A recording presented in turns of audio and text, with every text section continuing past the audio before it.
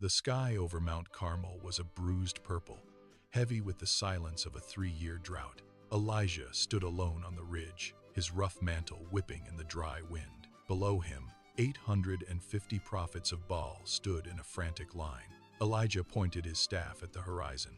"Choose," he commanded, his voice cutting through the heat. The crowd remained motionless, paralyzed by the weight of the ultimatum. The prophets of Baal moved first, building their altar with frantic haste. From dawn until noon, they circled the stones, their voices rising into a shrill, rhythmic wail. By midday, Elijah leaned against a boulder, his voice dripping with irony. "Shout louder," he taunted.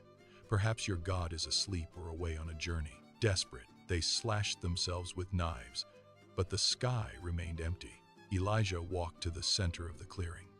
He knelt and began to gather the scattered stones. He dug a deep trench around the base.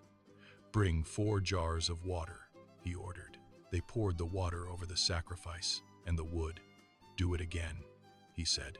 They drenched it a second time, and then a third. The water flooded the trench, soaking every fiber of the wood.